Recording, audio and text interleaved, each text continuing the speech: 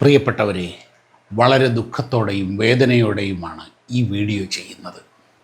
Dubai air ഷോയിൽ വ്യോമപ്രകടനം നടത്തുന്നതിനിടയിൽ ഭാരതത്തിൻ്റെ അഭിമാനമായ തേജസ് യുദ്ധവിമാനം തകർന്ന് ധീരനായ പൈലറ്റ് വീരമൃത്യു വരിച്ചു.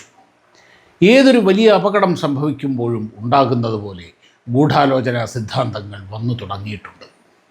ഇത് ഒരു അട്ടിമറിയാണ് എന്ന തരത്തിൽ സംശയങ്ങൾ ഉണ്ടാകുന്നത് സ്വാഭാവികമാണ്.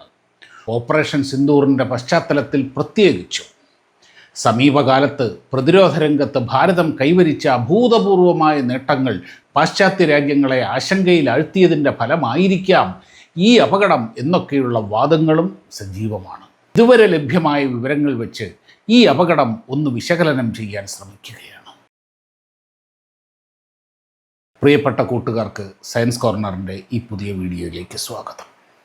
ഒരു എയർ ഷോയിൽ അപകടമുണ്ടാകുന്നത് ആദ്യമായിട്ടല്ല. 2025 തന്നെ ലോകത്ത് പലയിടത്തുമായി 4 എയർ ഷോകളിൽ സംഭവിച്ച അപകടങ്ങളിൽ വിമാനങ്ങൾ തകർന്നിട്ടുണ്ട്. 2024 11 ക്രാഷുകളാണ് എയർ ഷോകളിൽ ഉണ്ടായത്. അങ്ങനെ പിന്നിലേക്ക് നോക്കിയാൽ എയർ ഷോ ക്രാഷുകൾ ഇല്ലാത്ത ഒരു സമയം പോലുമില്ല. കോവിഡ് കാരണം ലോകം മുഴുവനും സ്തംഭിച്ച 2020 പോലും 2 ക്രാഷുകൾ റിപ്പോർട്ട് ചെയ്തിട്ടുണ്ട്. നോക്കൂ, ഈ തകർന്നതിൽ ഏറ്റവും കൂടുതൽ അമേരിക്കയുടെയും റഷ്യയുടെയും ഒക്കെ വിമാനങ്ങളാണ്. കാരണം അവരാണ് ലോകത്തിലെ ഏറ്റവും വലിയ വ്യോമശക്തികൾ. അവരാണ് ലോകത്തിലെ ഏറ്റവും അധികം യുദ്ധവിമാനങ്ങൾ നിർമ്മിക്കുന്നത്. ഈ തകർന്നവയിൽ വിഖ്യാതമായ ലെജൻഡറിയായ F-16കളുണ്ട്, F-35കളുണ്ട്, മിറാഷുകളുണ്ട്, റഫേലുകളുണ്ട്. അതുകൊണ്ട് ഈ എയർ ഷോയിലെ അപകടം എന്ന് പറയുന്നത് ആദ്യമായി സംഭവിക്കുന്നതല്ല എന്ന് പ്രിയപ്പെട്ടവർ മനസ്സിലാക്കുക. എന്താണൊരു എയർ ഷോ? ഏതെങ്കിലും ഒരു രാജ്യത്ത് സംഘടിപ്പിക്കുന്ന വമ്പൻ എയ്റോസ്പേസ് എക്സിബിഷനാണിത്. ഇതിൽ രാജ്യങ്ങളും പ്രമുഖ എയ്റോസ്പേസ് കമ്പനികളും അവരുടെ വിമാനങ്ങൾ, എഞ്ചിനുകൾ എല്ലാം പ്രദർശിപ്പിക്കും. വിമാനങ്ങളുടെ ഡെമോൺസ്ട്രേഷൻ ഉണ്ടാകും. ലോകം മുഴുവനുമുള്ള എയ്റോസ്പേസ് വിദഗ്ധർ, പ്രതിരോധ വിദഗ്ധർ എല്ലാം ഈ മേളയിൽ പങ്കെടുക്കും. പല വമ്പൻ ഡീലുകളും തീരുമാനിക്കപ്പെടുന്നത് ഈ എയർ ഷോകളിലാണ്. അതുകൊണ്ട് തന്നെ എയ്റോസ്പേസ് കമ്പനികളും പങ്കെടുക്കുന്ന രാജ്യങ്ങളും എയർ ഷോകളെ വളരെ സീരിയസ് ആയിട്ടാണ് കാണുന്നത്. മേള നടത്തുന്ന രാജ്യങ്ങൾക്കും ഇതിലൂടെ ലഭിക്കുന്നത് മില്യൺ കണക്കിന് ഡോളർ വരുമാനമാണ്. Paris air show, MAKS Miramar air show, Singapore air show, Bangalore air show തുടങ്ങിയവയാണ് ലോകത്തിലെ വലിയ എയർ ഷോകൾ. ഇക്കൂട്ടത്തിലെ ഏറ്റവും പ്രധാനപ്പെട്ട ഒന്നാണ് ദുബായ് എയർ ഷോ. ഓരോ എയർ ഷോയും അതാത് രാജ്യങ്ങളുടെ ഏറ്റവും പ്രസ്റ്റീജായ ഒരു ഇവൻ്റാണ്. അതിൽ അണിനിരക്കുന്നത് പ്രധാനമായും വൻശക്തികളും അവരുടെ പ്രോഡക്റ്റുകളുമാണ്. അതുകൊണ്ട് തന്നെ ഈ അന്താരാഷ്ട്ര ഈവൻ്റ് ഏറ്റവും പ്രൊഫഷണലായി, കുറ്റമറ്റതായി, സുരക്ഷിതമായി നടത്തുക എന്നത് ഓരോ രാജ്യത്തിൻ്റെയും അഭിമാന പ്രശ്നമാണ്. ഒളിമ്പിക്സും ലോകകപ്പ് ഫുട്ബോളും കഴിഞ്ഞാൽ ലോകത്തിലെ ഏറ്റവും വലിയ അന്താരാഷ്ട്ര ഈവൻറ്റുകളാണ് ഈ എയർ ഷോകൾ. അതുകൊണ്ട് തന്നെ അവിടെ അട്ടിമറി സാധ്യതകൾ വളരെ വളരെ വളരെ വിദൂരമാണ്. അതുമല്ല, ലോകത്തിലെ ഏറ്റവും വലിയ 3ാമത്തെ എയർഫോഴ്സായ ഭാരതത്തിൻ്റെ ഒരു പോർവിമാനം ഒരു എയർ ഷോയിൽ വെച്ച് അട്ടിമറിക്കാൻ ധൈര്യമുള്ള ഒരു പൊന്നുമോനും ഇന്ന് സൂര്യന് കീഴിലില്ല. പിന്നെ എങ്ങനെയാവും ഈ അപകടം സംഭവിച്ചത്? എയർ ഷോയിൽ ഡെമോൺസ്ട്രേഷൻ നടത്തുന്ന വിമാനങ്ങൾ ഏറ്റവും ശ്രദ്ധാപൂർവം തിരഞ്ഞെടുക്കപ്പെട്ടവയായിരിക്കും. ഒരുപാട് പരിശോധനകളും റിവ്യൂകളും ഒക്കെ കഴിഞ്ഞിട്ടാണ് അവയെ ഷോയിലേക്ക് അയക്കുന്നത്. അതുപോലെ അവിടെ ഡെമോ നടത്തേണ്ട വൈമാനികനും വളരെ വിദഗ്ധനും പരിചയസമ്പന്നനുമായിരിക്കും. ഇങ്ങനെയൊക്കെയായിട്ടും എയർ ഷോകളിൽ എങ്ങനെ അപകടം നടക്കുന്നു എന്നതൊരു ചോദ്യമാണ്. നോക്കൂ, എയർ ഷോയിൽ വിമാനം പ്രകടനം നടത്തുന്നത് വിദഗ്ധരുടെയും വിമാനം വാങ്ങാൻ ആഗ്രഹിക്കുന്ന കസ്റ്റമേഴ്സിൻ്റെയും മുന്നിലാണ്. അതുകൊണ്ട് തന്നെ വിമാനത്തിൻ്റെ കഴിവുകൾ പരമാവധി പുറത്തെടുത്തുകൊണ്ടുള്ള പ്രകടനമായിരിക്കും നടത്തുക. റോക്കറ്റ് പോലെ മുകളിലേക്ക് കുതിക്കുക, പൊന്മാൻ കുതിച്ചിറങ്ങുന്നത് പോലെ ചുണ്ട് കീഴിലേക്കാക്കി താഴേക്ക് വരിക, നിലം തൊടുന്നതിന് മുമ്പ് വീണ്ടും ഉയരുക, വെട്ടിത്തിരിയുക, മലർന്നു പറക്കുക, അങ്ങനെ ആ വിമാനത്തിൻ്റെ മുഴുവൻ കഴിവുകളും അവർക്ക് ലഭിക്കുന്ന 7-8 മിനിറ്റ് സ്ലോട്ടിൽ പ്രദർശിപ്പിക്കും. അങ്ങനെ കണ്ടു നിൽക്കുന്നവർ അന്തം വിട്ടു പോകുന്ന പ്രകടനമാണ് ഓരോ വിമാനവും കാഴ്ചവെക്കുന്നത്. അതായത് ഒരു റിയൽ കോമ്പാറ്റ് സീനിൽ, ഒരു യുദ്ധവേളയിൽ ഒരു വിമാനം നടത്തുന്നതിൻ്റെയൊക്കെ ഒരുപാട് പല മടങ്ങ് അഭ്യാസങ്ങളും മനോവറിങ്ങും ഒക്കെയാണ് റിസ്ക് എടുത്ത് ഈ എയർ ഷോയിൽ നടത്തുന്നത്. ഇത് കണ്ടിട്ട് വേണം പല രാജ്യങ്ങളും ഞങ്ങൾക്ക് ഈ വിമാനം മതി എന്ന് തീരുമാനിക്കാൻ. ലോക പ്രതിരോധ മാർക്കറ്റ് കഴുത്തറപ്പൻ മത്സരങ്ങളുടേത് കൂടിയാണ്. അതുകൊണ്ട് ഈ എയർ ഷോകളിലെ മത്സരങ്ങളും കടുത്തതായിരിക്കും. ഇത്തരത്തിൽ വിമാനങ്ങളെ കൊണ്ട് കുട്ടിക്കരണം മറിഞ്ഞ് അഭ്യാസം കാണിക്കുന്ന പൈലറ്റുമാർ എടുക്കുന്നത് വലിയ റിസ്ക്കാണ്. ഭൂമിയുടെ ഗുരുത്വാകർഷണത്തോടും വായുമർദ്ദത്തോടുമൊക്കെയാണ് കളി. നാം ഒക്കെ വിമാനയാത്ര ചെയ്യുമ്പോൾ ടേക്ക് ഓഫ് ലാൻഡിങ് സമയത്ത് പലപ്പോഴും ചെവിവേദന തോന്നാറില്ലേ? വായുമർദ്ദത്തിൽ വരുന്ന വ്യത്യാസം കാരണമാണത്. അതിനേക്കാൾ 100 കണക്കിന് ഇരട്ടിയാണ് ഒരു എയർഫോഴ്സ് പൈലറ്റ് സാധാരണഗതിയിൽ തന്നെ നേരിടേണ്ടത്. എയർ ഷോയിലാകുമ്പോൾ പിന്നെയും കൂടും. അവർ ധരിക്കുന്ന പ്രത്യേക കോമ്പാറ്റ് സ്യൂട്ട്, G സ്യൂട്ട് എന്നും പറയും, ഹെൽമറ്റ് ഒക്കെ വലിയൊരു പരിധിവരെ ഈ പ്രശ്നങ്ങളെ മറികടക്കാൻ സഹായിക്കുമെങ്കിലും ഏറ്റവും പ്രധാനം അവരുടെ ആരോഗ്യവും കായികശേഷിയും തന്നെയാണ്. അതുകൊണ്ടാണ് ബഹിരാകാശ യാത്രകൾക്ക് വേണ്ടി വ്യോമസേന പൈലറ്റുകളെ തിരഞ്ഞെടുക്കുന്നത്. കാരണം അവർക്ക് ഈ ഗ്രാവിറ്റിയുടെ എക്സ്ട്രീം കണ്ടീഷൻസുമായിട്ട് നല്ല പരിചയമുണ്ടാകും. ഇങ്ങനെ മുകളിലേക്ക് വിമാനം കുതിക്കുമ്പോൾ ഗ്രാവിറ്റിക്കെതിരെയാണ് ചലിക്കുന്നത്. അപ്പോൾ സ്വന്തം ഭാരം 2-3 മടങ്ങ് കൂടും. രക്തം ശരീരത്തിൻ്റെ താഴ്ഭാഗത്തേക്ക് കാലുകളിലേക്ക് കുതിച്ചൊഴുകും. ചിലപ്പോൾ ബ്രെയിനിന് ആവശ്യത്തിന് രക്തം കിട്ടാതെ വരും.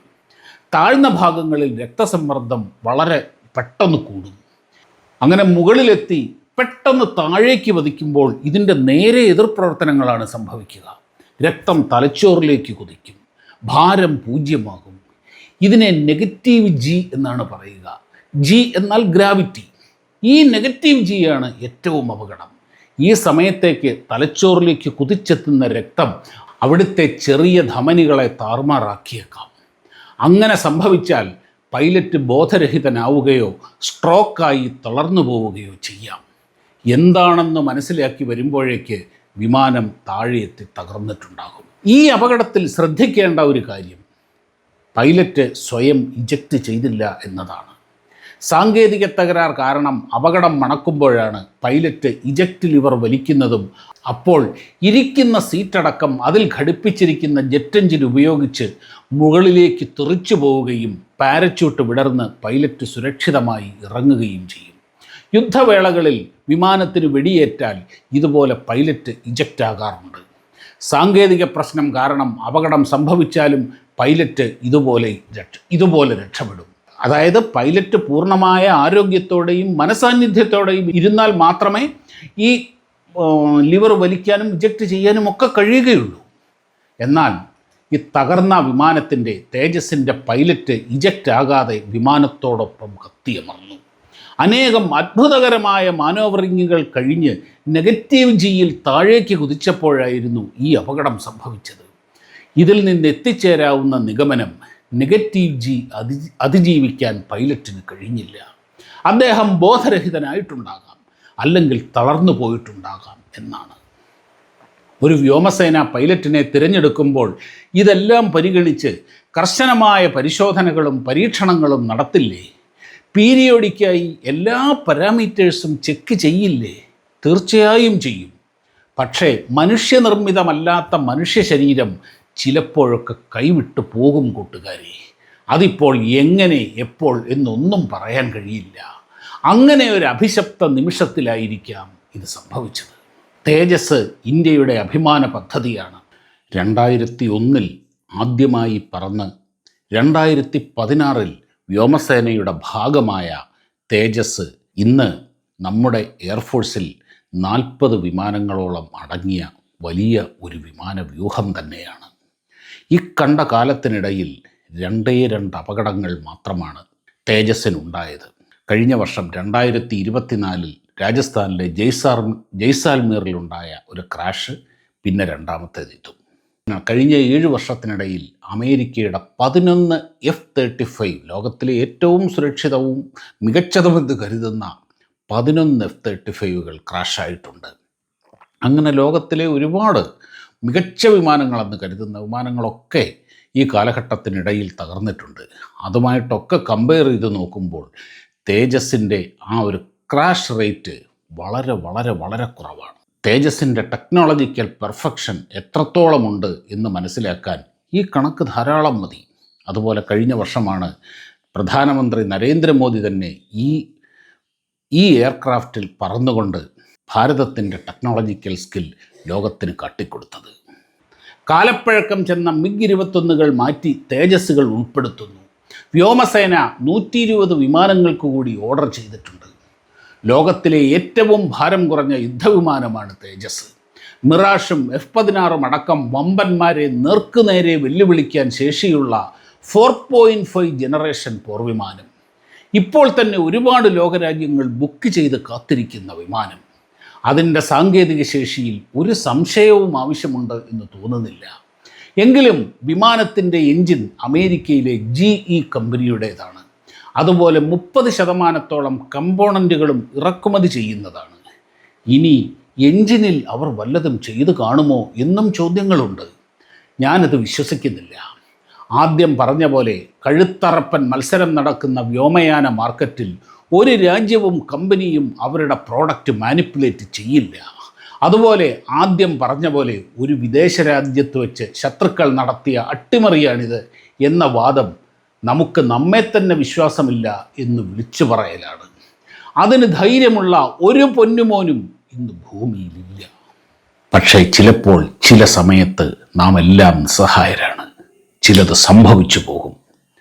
അങ്ങനെ സംഭവിച്ച അതിദാരുണമായ ഈ അപകടത്തിലെ ഏറ്റവും വലിയ നഷ്ടം എന്ന് പറയുന്നത് ആ വിമാനമല്ല, ധീരനായ വിദഗ്ധനായ ആ പൈലറ്റിനെ രാജ്യത്തിന് നഷ്ടപ്പെട്ടു എന്നതാണ്.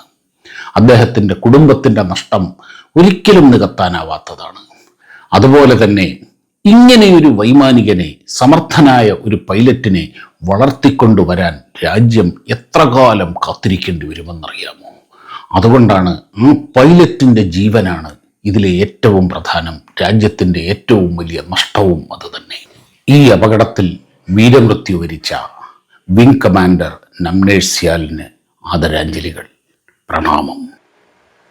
വീഡിയോ കണ്ട എല്ലാ സുഹൃത്തുക്കൾക്കും ഒരുപാട് നന്ദി. മറ്റൊരു വീഡിയോയുമായി കാണുന്നതുവരെ എല്ലാവർക്കും നമസ്കാരം.